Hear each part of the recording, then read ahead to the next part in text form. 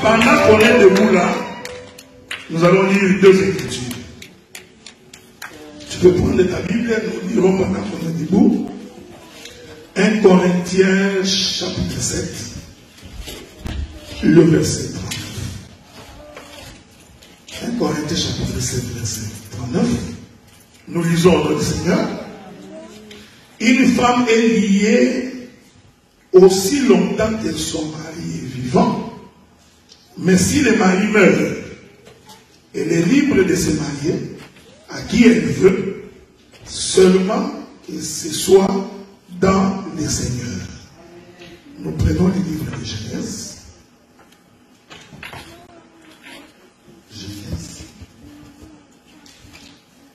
Nous prenons le livre de Genèse dans son chapitre 2, le verset 24. C'est pourquoi l'homme quittera son père et sa mère, s'attachera à sa femme, et ils deviendront une seule chair. Que Dieu vous bénisse. Nous pouvons nous asseoir. Que la paix de Dieu soit avec vous. Je vous remercie, le pasteur, le docteur Le Saint. J'ai toujours aimé ton nom là, Le Saint, j'aime ça. Je te remercie de nous avoir donné l'occasion de parler à ce peuple. Que le Seigneur te rende au centuple ce que tu fais pour son œuvre. Et je suis rassuré que tu entendras probablement tel que tu n'as jamais entendu. Amen. Et je suis rassuré que le Dieu du ciel te parlera et tu saisiras la pensée de l'Écriture. Parce que nous pensons que répéter la Bible, ce n'est pas ça la parole de Dieu. Parce que tout le monde peut répéter la Bible. Donc quelqu'un peut lire la Bible et la répéter. Donc cela ne fait pas de lui ministre de la parole. Donc pour que l'on soit véritablement ministre de la parole, il faut que l'on soit capable de comprendre les mystères cachés dans les Écritures. C'est-à-dire il y a une pensée qui se trouve cachée dans les Écritures. Donc je suis avec vous aujourd'hui. Le samedi, nous allons nous proposer à un jeu de questions-réponses. Parce que nous croyons qu'un prédicateur ne peut pas fuir les questions. Même Moïse a dit ça à Dieu. Il dit, mais tu m'envoies vers ce peuple-là. Ce peuple-là, s'il me pose la question, qui t'a envoyé? Donc Moïse savait que le peuple auprès de qui Dieu l'envoie, c'est un peuple qui pose des questions. C'est pourquoi même Jésus n'a pas dérobé à la règle. Les pharisiens avaient l'habitude de lui dire, Moïse nous a dit, qu'est-ce que tu dis? Donc un prédicateur ne peut pas fuir les questions. Amen. Et c'est au travers des questions, de foi, que les gens peuvent bien comprendre la pensée de la chose. Donc le samedi, nous allons nous livrer à ce jeu de questions-réponses. Et le dimanche prochain, donc le 23, nous allons clôturer. Je suis sûr qu'en sortant, tu vas dire à quelqu'un de venir le dimanche prochain. Amen, amen. Alors je disais que la Bible cache les mystères de Dieu. C'est-à-dire que la Bible cache la vie. C'est pourquoi Jésus a dit aux Juifs, vous sondez les Écritures. Vous croyez trouver en elles la vie. Donc les Juifs croyaient que la vie se trouve dans les Écritures. Est-ce que vous comprenez? Je veux que tu me suives attentivement. Donc la vie se trouve dans l'Écriture. En d'autres termes, l'Écriture, c'est le vêtement de la vie. L'Écriture cache la vie. Est-ce que vous me suivez? C'est pourquoi la Bible dit que Dieu a tout mis par écrit pour notre instruction. Donc il n'y a rien que Dieu n'a pas mis par écrit. Voilà pourquoi dans cet évangile, lorsque nous voulons prendre même les exemples, nous n'avons pas l'habitude d'aller prendre les exemples dans le monde. Parce que nous croyons que Dieu a tout consigné dans les Écritures. Il suffit seulement d'explorer le pays. Si je suis en face de vous, comme un homme qui vient de se marier, alors qu'il voudrait aller passer la nuit de noces avec son épouse, Donc il n'a pas envie d'abandonner ça à sa femme. Okay? Donc c'est comme ça que je fais ça. Je suis accompagné de mon épouse. Donc je suis marié il y a très longtemps. Regardez. Cela veut dire quoi? Cela veut dire que Dieu a fait en sorte que la vie soit cachée. Souvent attentivement. La vie n'est pas à la portée de tout le monde. Dieu a fait en sorte que la vie soit tout un mystère. Voilà pourquoi, lorsqu'il crée Adam, il rassemble la poussière de la terre. C'est-à-dire Adam, son corps, c'était le rassemblement de la poussière de la terre. Adam était resté. Mais la Bible dit, quand bien même que Adam était rassemblé, Adam n'était pas encore devenu une âme vivante. C'est-à-dire, Adam n'avait pas la vie. Est-ce que vous me suivez, hein? Maintenant, pour que Adam devienne un être vivant, qu'est-ce que Dieu fait?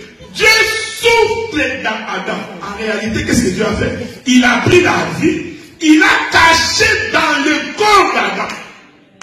C'est ici que commence le mystère du royaume. C'est que le Dieu que nous prêchons, c'est un Dieu qui se cache. La Bible dit, la gloire de Dieu, c'est de cacher les choses. En réalité, qu'est-ce que Dieu cachait? Il cachait sa propre personne. Donc, quand Dieu crée Adam, en fait, Dieu s'est cherché une maison où habiter. Mais il a voulu qu'il habite dans. C'est-à-dire, Dieu devait habiter à l'intérieur d'Adam. Excusez-moi. Donc, la vie s'est trouvée dans le corps d'Adam. De l'extérieur, comme ça, on voyait le corps, mais la vraie vie était dans le corps d'Adam. Alors, je suis allé consulter le prophète Moïse. Moïse dit, la vie se trouve dans les hommes. Est-ce que vous me suivez? Je vous avais dit que vous allez écouter un son un peu différent. Vous savez qu'Adam devient un être vivant parce que Dieu a soufflé. Maintenant, nous voulons expliquer c'est quoi le souffle de Dieu. Il ne faut jamais croire que le souffle de Dieu c'est chut. Non! Dieu dit des choses. Maintenant, Moïse vient nous aider. Moïse nous dit la vie se trouve dans les sangs. Donc nous comprenons que le souffle que Dieu a mis dans Adam, c'était le sang. Est-ce que vous me suivez? Amen. Je vais aller tellement doucement que tu comprendras. C'est pourquoi dès qu'un homme meurt, la première chose qui se dissipe dans son corps, c'est son sang. Il faut toujours te poser la question, mais c'est pas quel mystère. Celui qui a une insuffisance sanguine va mourir. Donc, le corps vit par la circulation du sang. Est-ce que vous me suivez? Donc, Adam qui était une âme vivante, pour qu'il devienne un être vivant, Dieu a donc soufflé. Nous disons que ce souffle-là, en réalité, c'est le sang de Dieu. Que la paix de Dieu soit avec vous. C'est pourquoi lorsque Dieu parle à Moïse, il dit, tu diras aux enfants d'Israël, ils mangeront la chair, mais ils ne boiront pas du sang. Ce que Dieu voulait dire, vous prendrez ce qui est terrestre, mais l'esprit, vous ne toucherez pas. Est-ce que vous me suivez? C'est pourquoi nous disons, frère, si quelqu'un n'a pas l'écriture et son explication, il ne peut pas prétendre connaître Dieu. Parce que Dieu, il est caché dans le sang. Que la paix de Dieu soit avec vous. C'est pourquoi nous croyons que si quelqu'un invoque le sang physique, il n'a pas compris l'écriture. Vous allez voir ça avec eux. Dieu dit à Moïse, tu diras à ce peuple, il peut manger la chair, mais le sang, ne mangez pas. En fait, Dieu est mauvais. En fait, il a privé Israël de la vie. Parce que Dieu savait que la vie se trouve dans le sang. Maintenant, il a dit manger la chair, mais ne buvez pas le sang. C'est pourquoi autant d'Israël, personne n'avait cru. Au temps d'Israël, personne n'était sauvé. Ça, je scandalise le texte. C'est pourquoi quand Jésus vient, il est dit, vos pères ont mangé la manne. Est-ce que vous me suivez? Nous allons définir la manne. Vous savez, quand j'étais au Congo, je pensais que la manne, c'est comme la neige. Je me disais, la neige là, c'est sûr que la manne est comme la neige. Les gens qui sont au Congo, qui nous avaient vu la manne, ils s'imaginent que la manne là, c'est du gâteau, c'est quoi? Jésus regarde les pharisiens, il a dit, vos pères ont mangé la manne. Regardez comment Jésus définit la manne. Il dit, mais moi, je suis le véritable pain descendu du ciel. Donc Jésus leur disait, la manne aussi était un pain. Est-ce que vous me suivez? C'est comme ça qu'il commence son discours. Vos pères ont mangé la manne. Ils en sont morts. J'aime ça. Il a démontré que la manne ne donne pas la vie. Mais moi, je suis le véritable pain, donc véritable manne, descendu du ciel. Jusque-là, tu es encore à la boulangerie. Tu es en train de regarder le pain que tu achètes au supermarché. Jésus continue. Il fait un miracle de 5 pains. Les gens mangent beaucoup. J'ai toujours dit ceci, frère. Si tu suis le Seigneur à cause du miracle, alors tu es le plus malheureux de tous. Amen. C'est pourquoi vous voyez, il y a des gens qui ne restent pas dans une église. Un prophète de son cœur fait des miracles. Amen. Il y a un homme de Dieu qui est arrivé dans la ville. Lui, quand il te touche, il court. Ce sont des gens qui n'ont jamais compris pourquoi ils suivent le Seigneur. Alors les gens ont mangé la manne. Ils ont mangé le pain, comme vous, qui adorez les miracles. Jésus a multiplié le pain. La nouvelle a circulé la ville. Oh, bien-aimé, yeah, nous avons mangé. Écoutez, frère, ce qu'ils avaient mangé, en réalité, ce n'était que l'ombre de la manne. C'était pour nourrir la chair. La Bible dit, le lendemain, Jésus traversa de l'autre côté. Il a fait ce miracle d'un côté. Le lendemain, il traverse. Je vais vous indiquer ça. La traversée. Parce que c'est toute une démarche. Il traverse. Le peuple vient le chercher de ce côté, il ne trouve pas. Le peuple aussi doit traverser. Il traverse, il vient de croiser Jésus, nous demande. Nous t'avons cherché pas. C'est ce que je dis tout le temps, je cherche Jésus. Jésus les regarde, il savait que ces gens ici, ils sont venus parce qu'ils ont mangé le pain hier. Alors maintenant il leur dit, quiconque ne mange pas ma chair. Est-ce que vous me suivez? Jésus est en train de définir la manne. Il définit son corps. Il est en train de définir le pain. Il dit, quiconque ne mange pas ma chair. Virgule. Cette virgule-là, on l'avait stoppée depuis le temps de Moïse. Parce que quand Dieu a dit aux enfants d'Israël, vous mangerez la chair, il a mis virgule, il n'a pas parlé. Dieu s'est dit. J'aime ça. Maintenant, quand Jésus vient, il continue la virgule. Il dit, quiconque ne mange pas ma chair, il ne finit pas. Et ne boit pas de mon sang. Voilà. N'héritera pas le royaume. Je voudrais dire à quelqu'un cet après-midi, celui qui ne mange pas la chair et ne boit pas le sang, n'héritera pas le royaume. Ce n'est pas moi, c'est l'écriture. Il ne faut pas être courageux dans la vie. Non. Non. Amen. Ça, c'est être courageux. Qu'il neige, qu'il pleuve. J'ai entendu un homme de Dieu chanter. Nous n'avons pas besoin d'encore. L'homme se chante. Je te bénis. Un père, oui. Non. La Bible dit, si tu obéis à ma parole, voici les bénédictions qui te vivront. L'homme est béni quand il observe la parole de Dieu. Je disais à des frères au Canada, j'ai dit, vous savez faire, c'est lui qui met la parole de Dieu en pratique. Même si on ne prie pas pour lui, il est béni. Basta, on est béni. Dieu a dit. Non. Ce que Dieu a dit, c'est tout inscrit dans les Écritures. Obéis, tu verras la main de Dieu. Quand la Bible dit, on ne vient pas, c'est un exemple que je donne, on ne vient pas dans la maison du Seigneur même de lui. Mais c'est une écriture. Le fait seulement de ne pas mettre ça en pratique, tu es sur la malédiction. Donc ce n'est pas le pasteur qui te bénit, qui te maudit. Ce n'est pas un homme qui te maudit. Le simple fait de ne pas mettre la parole de Dieu en pratique, tu es sous les coups de la malédiction. Voilà pourquoi quand la Bible dit la malédiction sans cause et sans effet, ce n'est pas un slogan. Cela veut dire que tout celui qui obéit à la parole, il ne peut pas être maudit. Mais si tu n'obéis pas à la parole, même si j'ai pris pour toi, même si j'invoque les cieux, Dieu n'ouvrira pas les cieux. Pour que Dieu ouvre les cieux, il faut obéir à la parole. Aujourd'hui, les églises ne prêchent plus l'obéissance à la parole. Ils ne prêchent plus la sanctification.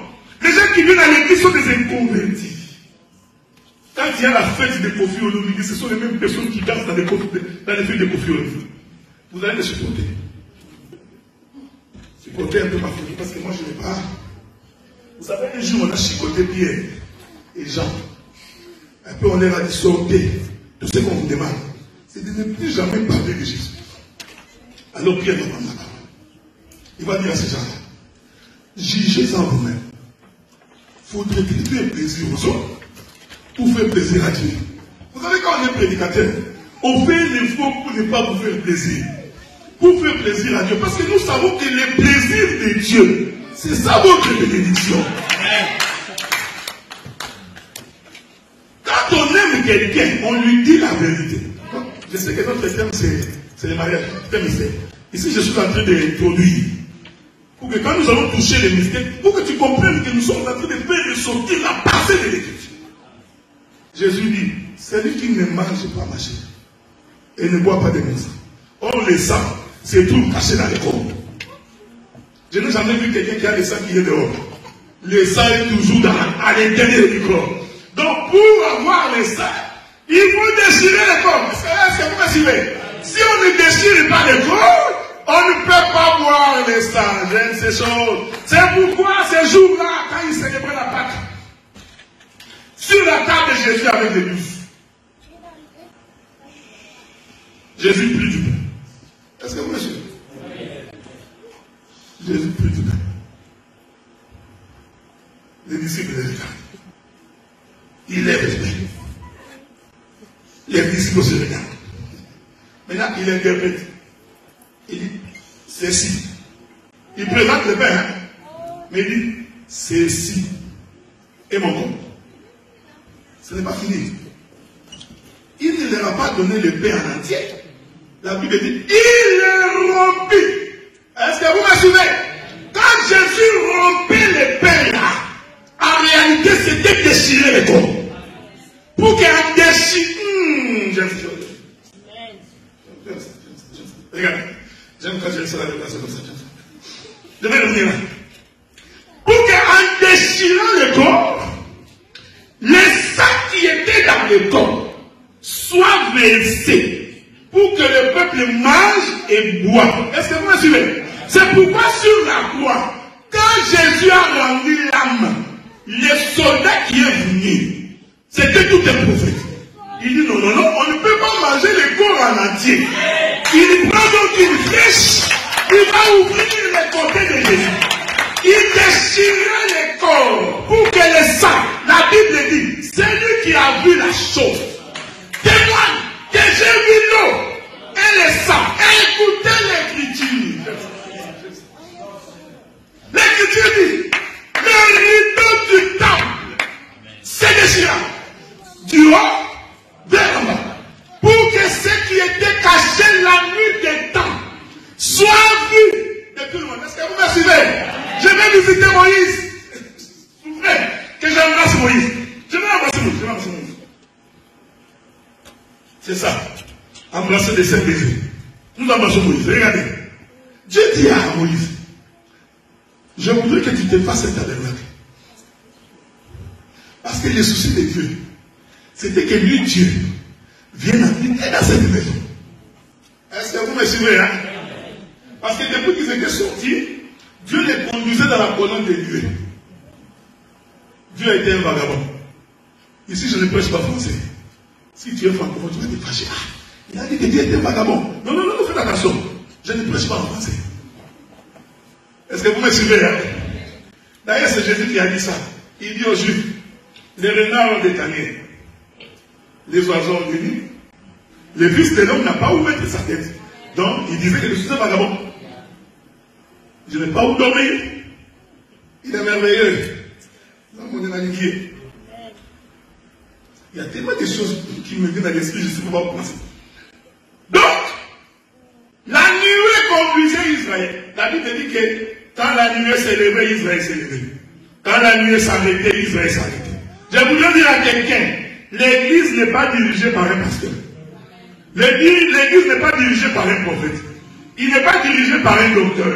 Je ne peux pas me réveiller un matin par ma propre pensée, décider que l'église va aller comme ça. Non! Parce qu'en réalité, Moïse n'a jamais dirigé Israël. Moïse suivait le mouvement de la colonne. Si la colonne se déplace, Moïse dit au peuple de déplacer. Est-ce que vous voyez ça fait? Quand on est ministre de la parole, il faut avoir les yeux rivés sur la colonne pour comprendre le mouvement de Dieu afin de conduire le peuple. Amen. Alors Dieu avait décidé que non, non, non, non, non. Je suis fatigué d'être au ciel, vous sur la terre. Mon souci, c'est que moi, Dieu, il faut que je descende. Alors il va dire à Israël, faites-moi un tabernacle. Je voudrais écouter là, pendant que je suis là. Dieu avait besoin d'une maison, c'est Dieu qui a besoin d'une maison. Mais les ustensiles pour construire le tabernacle, Dieu est allé chercher ça chez les peuples. Est-ce que vous me suivez? Dieu a dit à Moïse, demandez-les que chacun apporte une offrande volontaire, parce que moi je voudrais une maison. L'or et l'argent appartient à l'Éternel, c'est bien beau, mais non. Dieu voulait se construire une maison, mais pour construire la maison, il dit, allez demander au peuple d'apporter. Je vous informe que Israël était esclave en Égypte, non? Mais regardez ce que Dieu a fait. Dieu a fait qu'avant qu'Israël ne sorte de l'Égypte, Dieu leur a dit, allez dépouiller les Égyptiens. Israël est allé dans la maison de chaque Égyptien. Quand Maman Joséphine, c'est Maman Joséphine est là qui me pardonne. C'est un exemple que je prends. Parce que la Bible dit que ces jours-là en Égypte, il y avait deuil national. Parce que Dieu avait frappé tous les premiers-nés égyptiens de mort. Ce sont des choses que vous ne vous imaginez pas. Je vais toujours prendre un exemple. À supposer que moi je suis le fils premier-né de mon père. Ces jours-là, j'ai mouru. Mon fils aussi premier-né, lui aussi mourait. Donc il y avait des maisons qui pouvaient avoir deux deuils. Même toi. Donc tous les pays d'Égypte étaient en deuil. C'est à ce moment-là que Dieu dit, allez les dépouiller. Donc pendant que toi tu pleures, Bernard, tu vas abandonner. Tu vois, tu tombes d'abord. Maman Joséphine, je sais que Bernard est mort, mais nous sommes en train de partir. Je te vois souvent avec des bijoux là. Donne-les-moi, je suis pressé. La femme arrête d'abord de pleurer. Il est merveilleux. Maintenant, quand Israël a pris ça, Israël pensait que c'était pour lui. Hein. Et c'est pour suivre. Israël pensait que c'était pour lui. Dieu l'a béni. Il a donné l'argent, de l'or. Mais quand ils sont arrivés dans le désert, comme Dieu savait que je leur avais donné l'argent en dépouillant les Égyptiens, qu'est-ce qu'il a dit? Maintenant, vous, apportez cette offrande pour qu'on puisse bâtir la maison de Dieu. C'est une façon de vous dire, quand Dieu te bénit, c'est toujours pour servir le Seigneur. Toujours. Il ne faut jamais oublier ça. Tout ce que tu as qui est entre tes mains, dis-toi que Dieu te les donne parce qu'il en aura besoin. Le jour où je reviendrai, si Dieu nous prête vie, nous parlerons de ces choses. Si y a mon Congo ici qui me pardonne, je vais demander pardon avant de parler. Quel Congo? Pardonne-moi. Toi, tu peux voir un Congo. Il a 1 million dans son compte. avec mon femme. Ikonzo. Et Dieu vous bénisse. Moi, je ne prêche pas les Bakongo. Je prêche les chrétiens. Amen, amen. Donc, si tu sens en toi l'esprit de Mukongo monter, il faut encore vérifier ton amour avec Dieu. Nous ne prêchons ni Moulouba, ni Mukongo, nous prêchons l'évangile des enfants qui croient au Seigneur. Mais pourquoi j'ai pris cet exemple-là? Parce qu'il y a une écriture qui dit dans le Proverbe, celui qui épargne avec excès s'appauvrit. Celui qui donne avec libéralité s'enrichit. Ce principe-là, c'est Dieu parlait d'abord de lui-même. C'est-à-dire que Dieu a regardé. Je vais entrer dans mon message. Dieu a regardé. Il dit, le monde est en train de souffrir. Le monde a besoin de salut. Abraham, toi tu peux partir. Parce que Dieu refusait de donner le fils. Donc Dieu épargnait. Mon fils bien-aimé, reste ici. Abraham, toi pars. Abraham va. Le peuple n'est pas sauvé. Jérémie va. Le peuple n'est pas sauvé. Donc tous les prophètes là qui partaient, en réalité Dieu n'avait pas encore donné. Dieu épargnait. Alors Dieu en épargnant, il devient pauvre. Alors Dieu va décider, ok, je vais donner mon fils bien-aimé, que j'aime beaucoup. Regardez bien-aimé, quand Dieu donne le fils, à cause du fils, nous sommes nombreux qui croient à l'évangile aujourd'hui. Donc Dieu est devenu riche en donnant ce qu'il avait.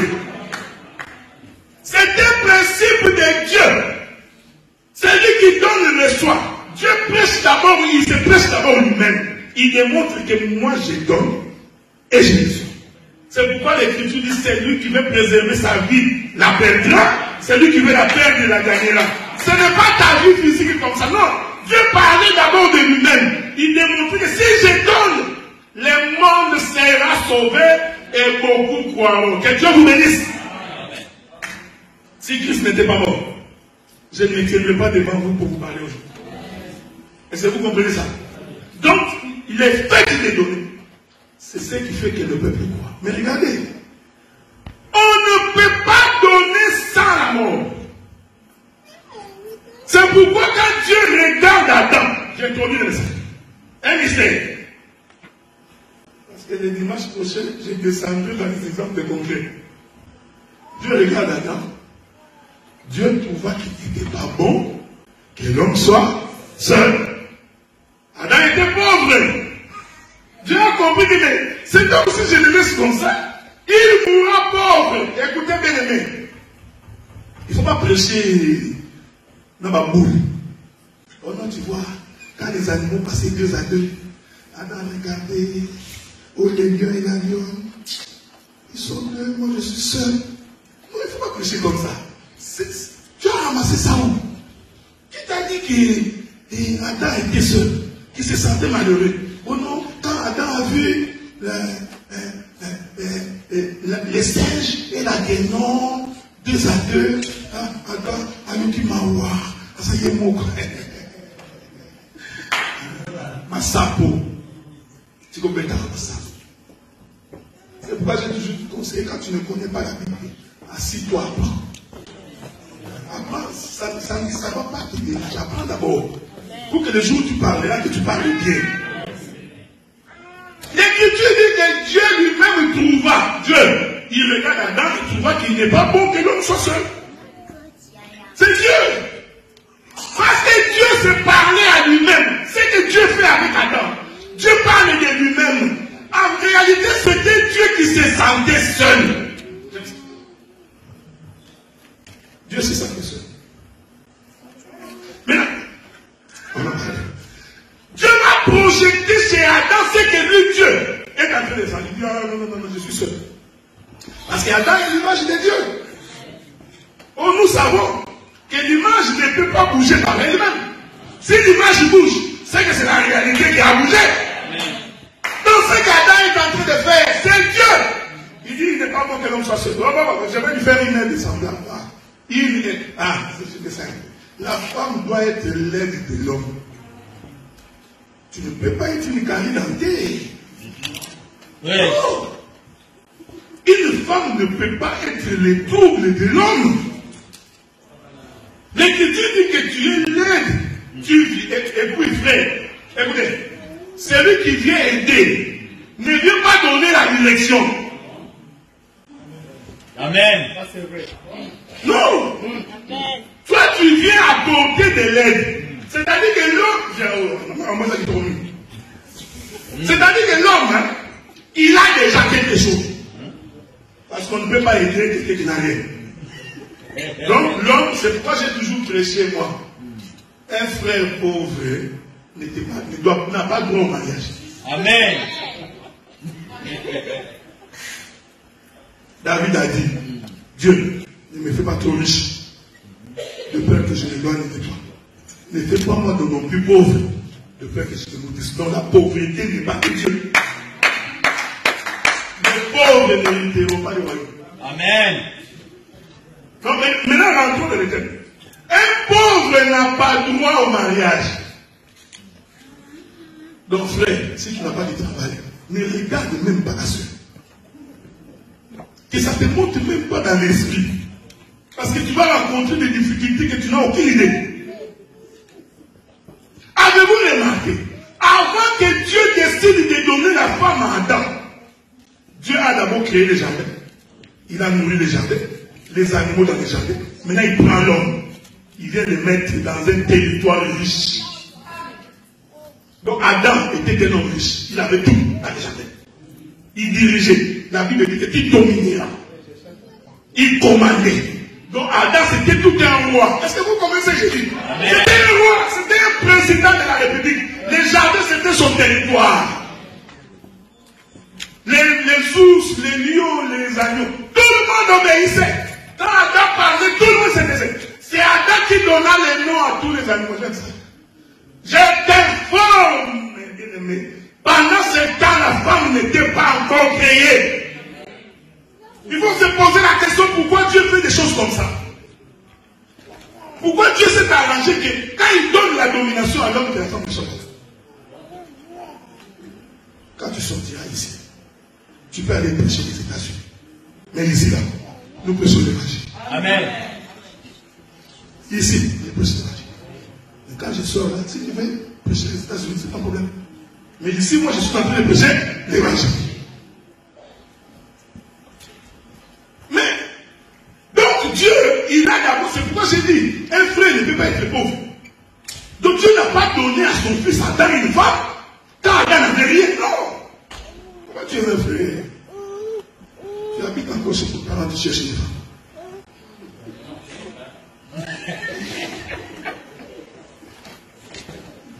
Ton compte bancaire, quelques jours, créditeur.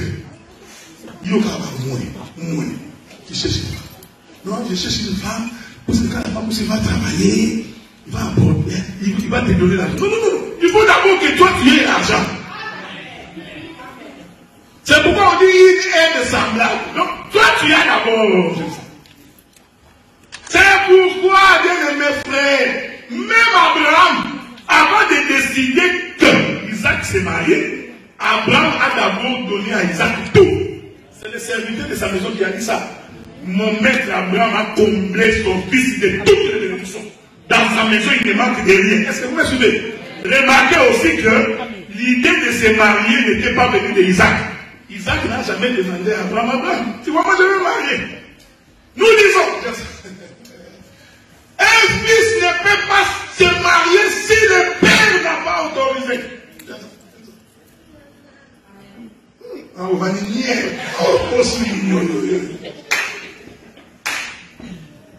Il est merveilleux. Les Écritures.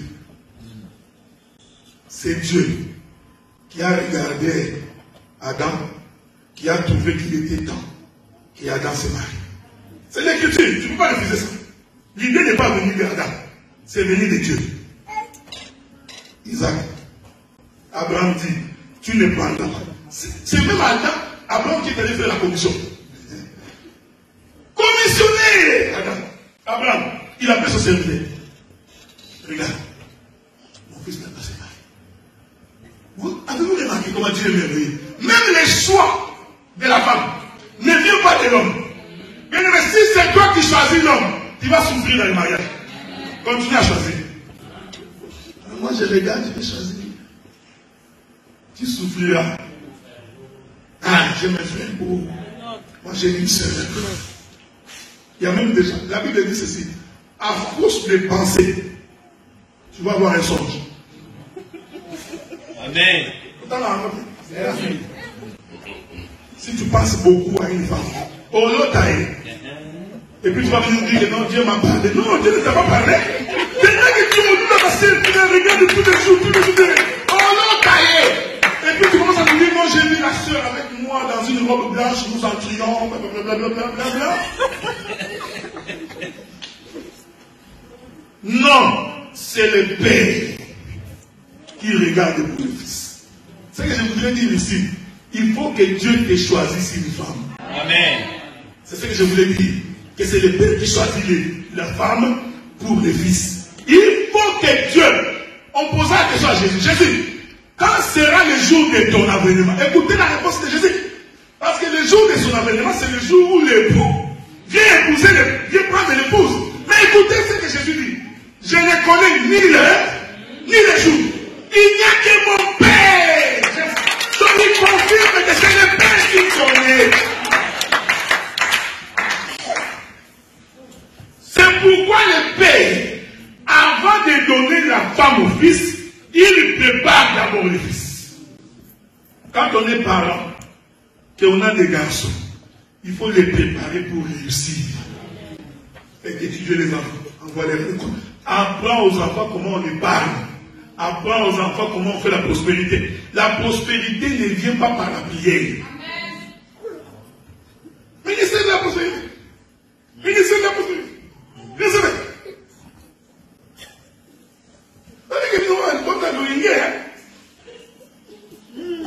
Mais vous t'avez rappelé dans nos églises. C'est pourquoi on vous emballe par tout prédicateur. Mais moi j'ai le ministère de la prospérité. C'est quoi cette histoire-là? Pourquoi les gens ne disent pas? N'avez-vous pas remarqué que lorsque Israël marchait dans le désert, la manne tombait ici. Mais dès qu'ils ont traversé les Jourdain, ils sont entrés dans les territoires que Dieu leur avait promis. La manne a arrêté de tomber. Parce que Dieu leur avait donné une terre. Produisez la terre. C'est ça la promesse faite à Abraham. Tu cultiveras la terre. Ici, je suis vraiment dans la doctrine. Je n'entre pas dans la révélation. Parce que dans la révélation, je vais dire beaucoup de choses ici. Ce n'est pas pour rien que Dieu dit à Adam, il dit Dieu, la Bible dit que Dieu, après avoir fait les gens, j'aime ça. On met les mains dans le ciel, j'aime quand tu m'expliques comme ça. Frère, la Bible dit que Dieu, après avoir créé le jardin,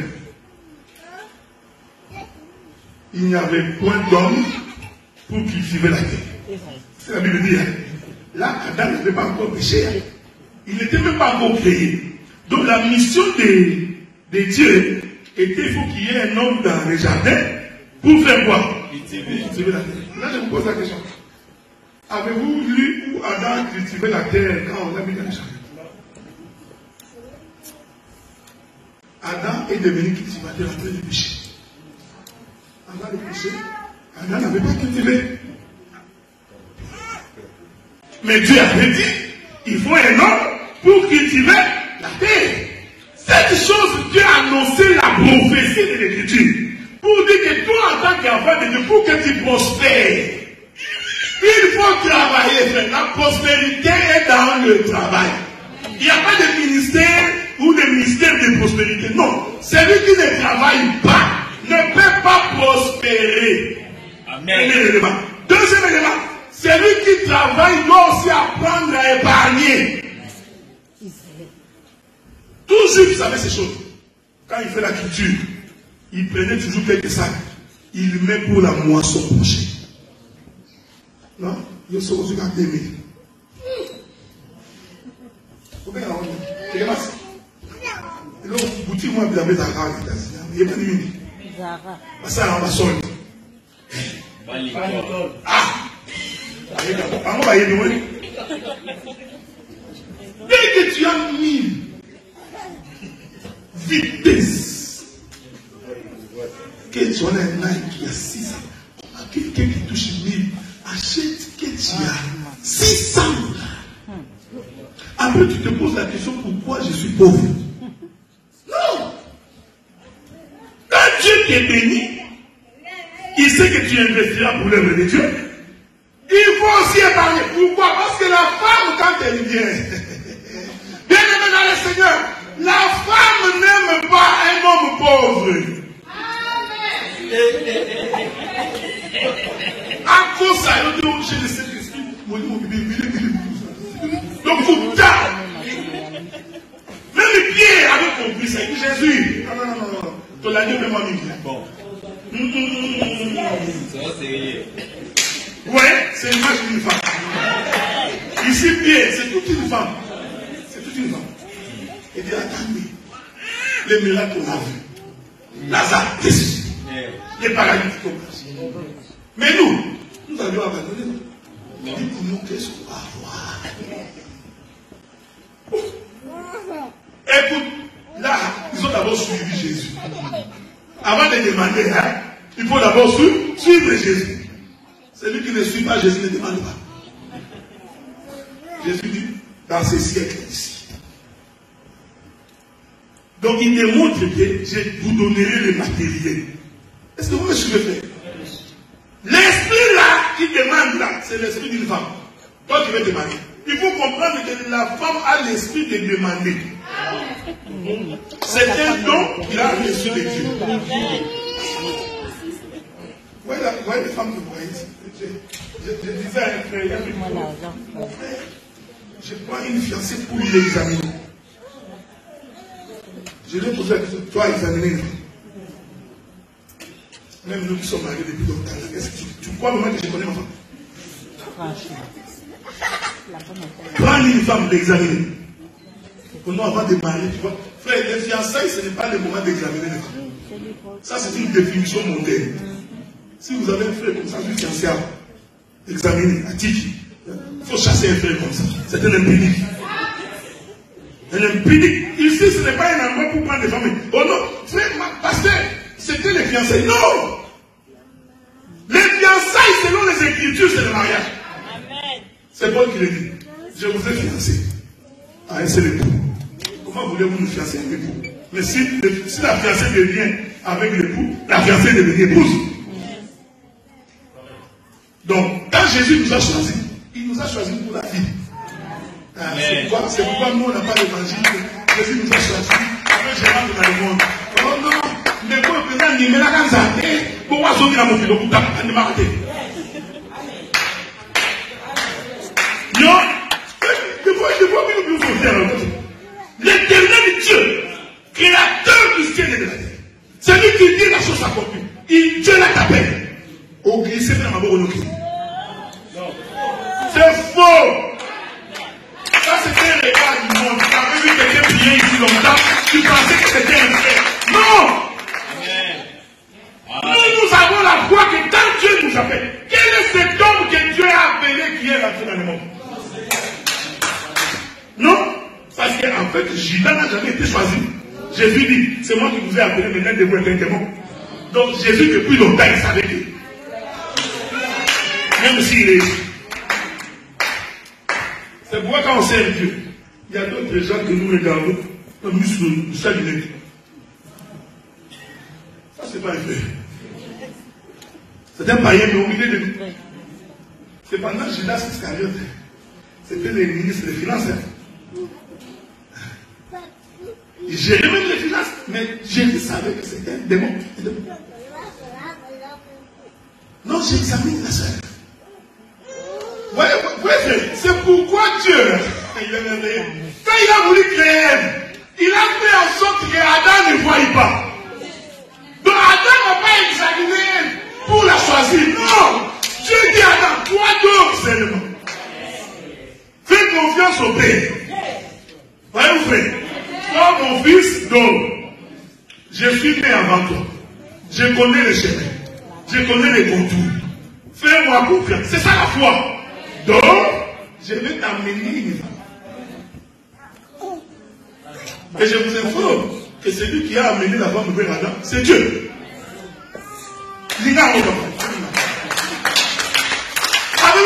Je vais vous dire une chose de très sérieuse. Adam avait pour père Dieu. Ève avait pour père Dieu. Donc Adam et Ève avaient le même père. C'est pourquoi nous disons, quand tu veux te marier, marie-toi à ta propre soeur. Celle qui a le sang de ton père. C'est comme ça que nous ne parlerons pas du divorce. Je n'ai jamais vu un frère et une soeur qui se sont séparés. Même s'ils sont en conflit, ils restent frères et sœurs. Ouais, Dieu est merveilleux, hein? Ma soeur, même si elle ne me parle pas, là où je suis, je dirais que c'est ma soeur. Les gens qui vont m'identifier, ah, c'est ta soeur, non? Pourquoi? Parce que cette soeur-là et moi, nous portons le même sang. Et nous portons le sang de notre Père. Est-ce que vous remarquez? Oh, le sang du Père, c'est ça la parole. C'est-à-dire qu'il faut épouser une femme qui a la même parole que toi. Non, nous étions allés dans une fête, dans une boîte de nuit. J'ai vu une soeur. Je vais la récupérer dans le bon lit motif.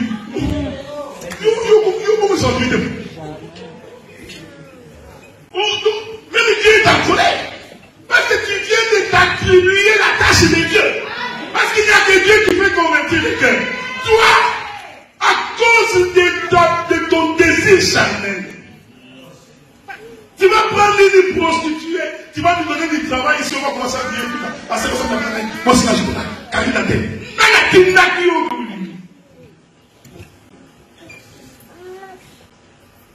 Est-ce que vous comprenez ce que je dis?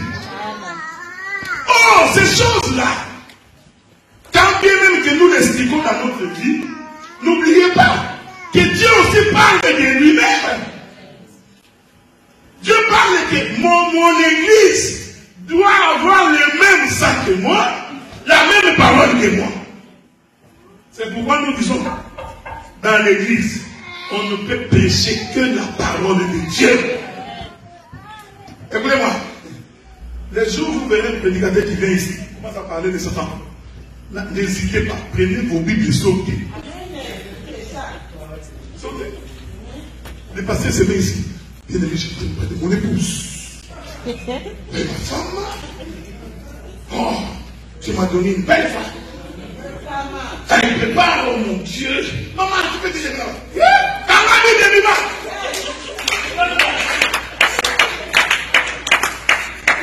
L'église n'est pas un endroit pour raconter les histoires de sa maison. Boswan, Yoya, colère. On va en parler de ma fille. Femme, soyez soumise. Mais, vous croyez vraiment que cette écriture-là veut dire ça? Que femme soyez soumise.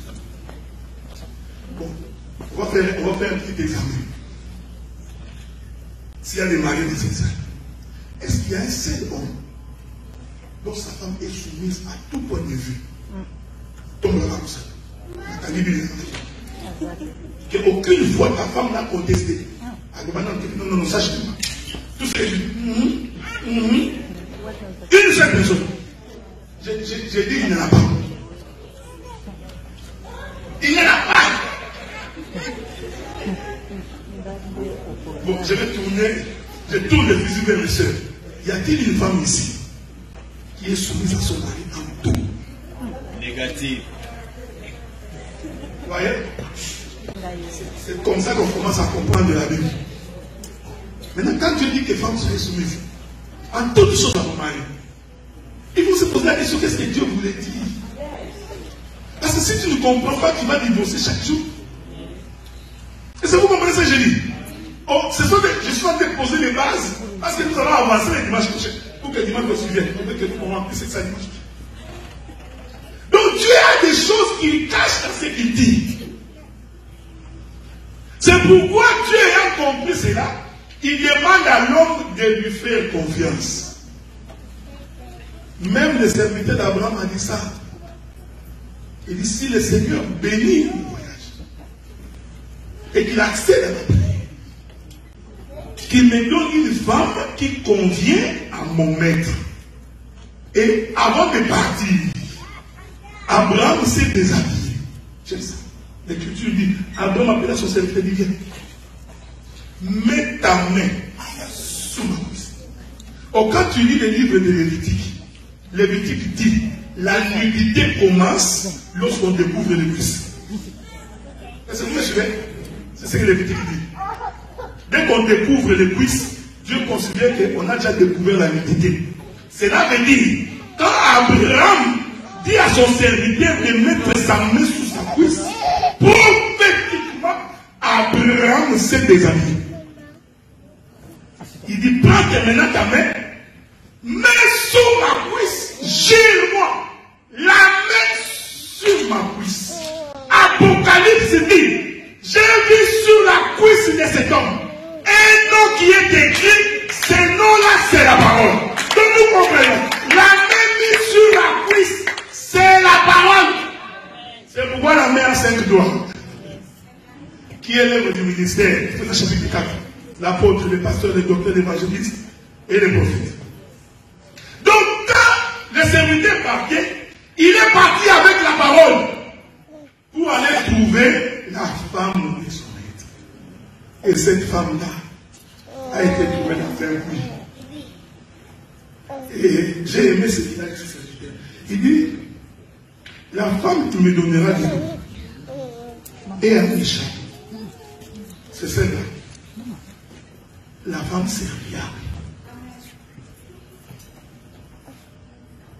La femme qui a la capacité de s'incliner à aller prendre de l'eau dans un puits. Nous avons des femmes qui s'inclinent pas. Si tout va se payer. Bon, je disais à frère, ça c'est en train de nous ici là. Il y a un homme qui a dit, oh non, je vais rentrer au Congo, je vais épouser une femme au Congo. Parce que les femmes ici c'est impossible. Je vais l'amener ici. Je t'informe bien qu'elle va mettre les pieds ici. Séparation. Elle va devenir comme elle. Ah, ceux qui sont ici viennent de là. Amen. Est-ce que vous me suivez? Mais ne vous en faites pas. Dans les partages, on parlera beaucoup de choses. C'est que les hommes font ce qui est très mauvais. Des fois, qui poussent les femmes à faire des bêtises. Les femmes aussi, des fois. Parce qu'il y a des hommes incapables de dire à sa femme, je t'aime. Alors que Christ a dit, c'est moi qui vous ai aimé le premier. Toi qui te dis que tu es un homme, à l'image de Christ. Impossible de composer pour une seconde si j'étais besoin d'un Kitty. On est la magie.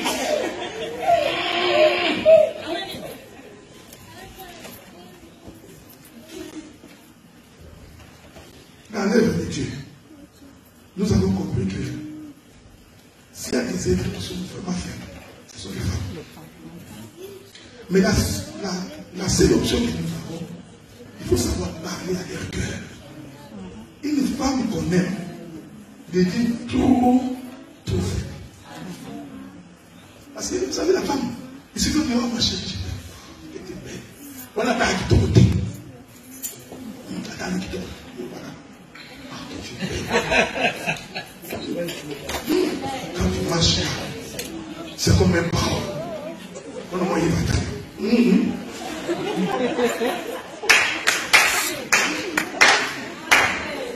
non, maman.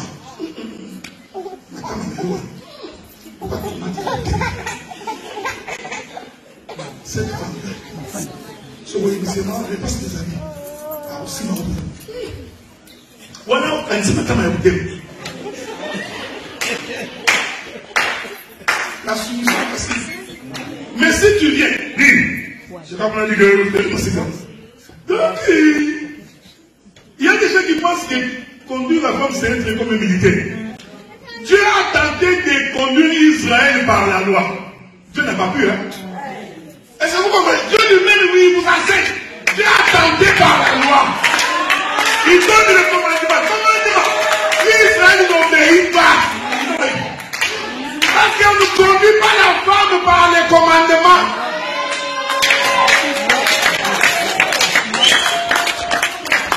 Non, l'homme dominera. Non, dominer, ce n'est pas compris les Écritures.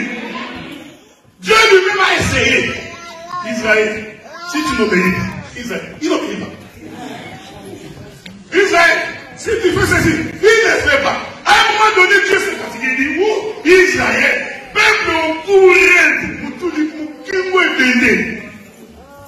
Parce qu'il avait compris que par la loi, Israël ne sera jamais sauvé.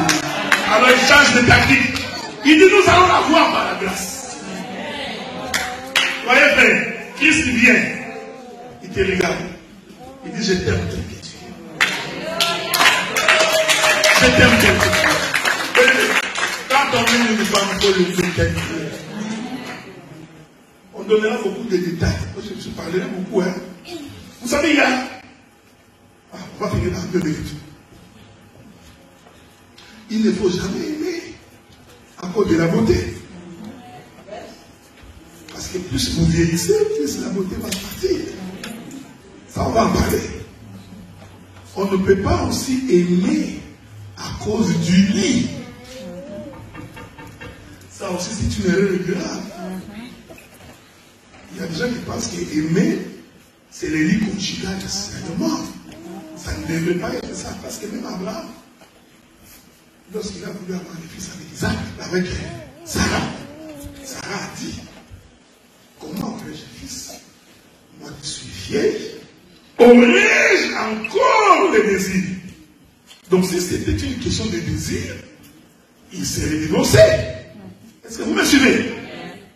Ces choses-là, on a parlé dans le partage. J'ai compris. Dieu a donné à la femme les dons et des manières. La femme, tu peux prendre tes poches. Tu fais sortir. Maman, il n'y a rien. On prend le compte bancaire sans en parler. Il y a des hommes dont les femmes n'ont pas accès au compte bancaire.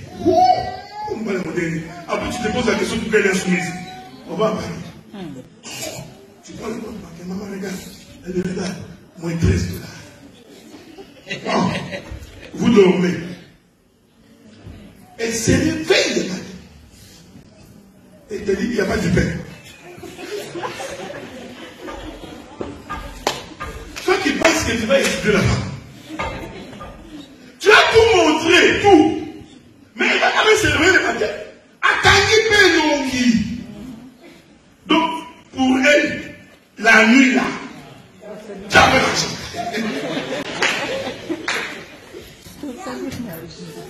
Est-ce que vous me suivez? Si tu n'es pas préparé, tu ne résisteras pas au mariage. C'est pourquoi Dieu a fait en sorte que quand il crée la femme, que l'homme ne puisse qu'avoir. On en parlera. C'est pourquoi même Christ, avant de donner naissance à l'église, Christ devait d'abord mourir. Parce que s'il ne meurt pas, il allait nous tuer. C'est pourquoi j'ai toujours dit qu'un homme vivant, lui aussi n'a pas droit au mariage. Si tu es vivant, ne te marie pas parce que pourquoi Dieu, avant de créer la femme, qu'est-ce qu'il fait? Il lui fait prendre la couronne. Dieu a fait ça avec raison. Parce qu'il avait été un homme fort. Parce que tout le monde est venu. Vous savez bien, si la femme n'était pas là, j'étais fort, que Adam n'allait jamais manger de fruits. Jamais. Parce qu'Adam a causé avec Dieu. Et qu'est-ce que Dieu fait? Bon, ça je vais vous éviter parce qu'il y a beaucoup de choses qui vont là. Qu'est-ce que Dieu fait? Dieu s'arrange pour vider Adam de sa force en le tuant. Quand Dieu frappe Adam d'un profond sommeil, Dieu l'avait tué. Souvenez-vous de Lazare. Notre ami Lazare dort, c'est pendant qu'il était mort.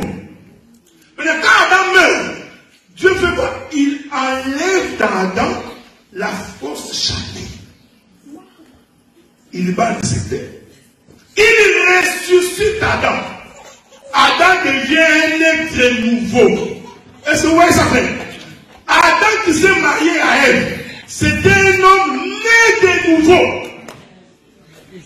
Donc, Adam mourir, dormir et se réveiller, c'est ça mourir et naître de nouveau.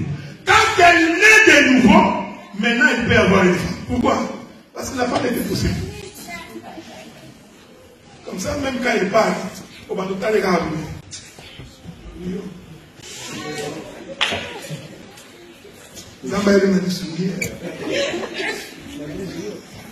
C'est ça, vous voyez, ici je parle de la conversion.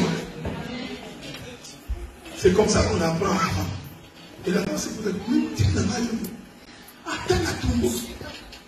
Nous, on a appris ça. Il ne faut pas croire quand on est passé qu'il n'y a pas de pluie chez nous. Quand je suis comme ma femme bébé, je sors.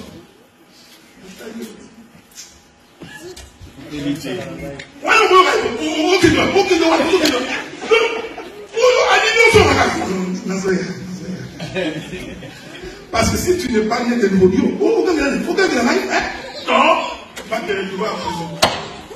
On a le sang de Zach. On a son mot, c'est comme une couture. Que Dieu vous bénisse. Que Dieu vous bénisse.